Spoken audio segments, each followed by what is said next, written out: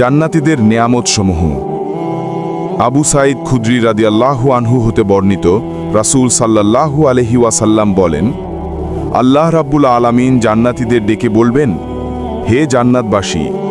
উত্তরে তারা বলবেন, হে রব, আমরা তোমার দরবারে উপস্থিত, আমরা তোমার নিকট সফলতা কামনা করছি, যাবতীয় কল্যাণ তোমারই হাতে।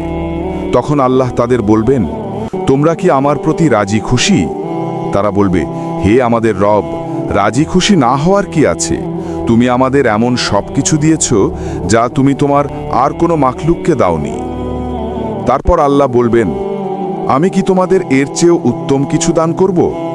তখন তারা বলবে, কোন জিনিস এর চেয়ে উত্তম? তখন আল্লাহ ঘোষণা দেবেন, তোমাদের প্রতি আমার সন্তুষ্টি অবধারিত, আমি আর কখনো তোমাদের প্রতি অসন্তুষ্ট হব না।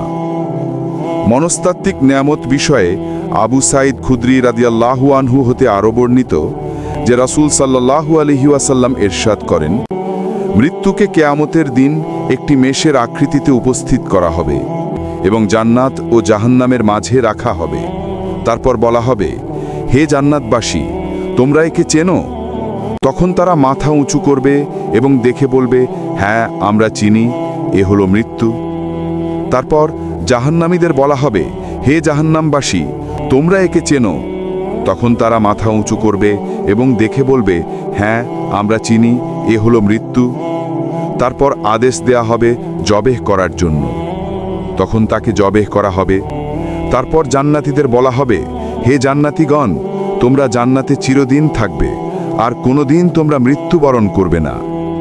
এবং জাহান্নামীদের বলা হবে, হে জাহান্নামীরা, তোমরা জাহান্নামে চিরদিন থাকবে, আর কোনোদিন মৃত্যুবরণ করবে না। সহিহ মুসলিম, হাদিস নং 2849। আব্দুল্লাহ বিন ওমর রাদিয়াল্লাহু আনহু হতেও অনুরূপ বর্ণিত। তাতে রাসূল সাল্লাল্লাহু আলাইহি ওয়াসাল্লাম বলেন, ফায়াজদাদু আহলুল জান্নাতি ফারাহান ইলা ফারাহিহিম ওয়ায়াজদাদু আহলুন নারি হুজনান ইলা হুজনিহিম। তখন জান্নাতীদের আনন্দ আরও বৃদ্ধি পাবে, আর জাহান্নামীদের অশান্তি আরও বৃদ্ধি পাবে। সহিহ মুসলিম, হাদিস নং 1850। আর মনস্তাত্ত্বিক নেয়ামতের মধ্যে সবচেয়ে বড় নেয়ামত হল আল্লাহর চেহারার দিকে তাকানো। আল্লাহ রাব্বুল আলামিন বলেন, লিল্লাযীনা ইখতালাফ 26 ইউনুস, যারা ভালো কাজ করে তাদের জন্য রয়েছে শুভ পরিণাম, জান্নাত এবং আরও বেশি কিছু। সূরা ইউনুস আয়াত 26।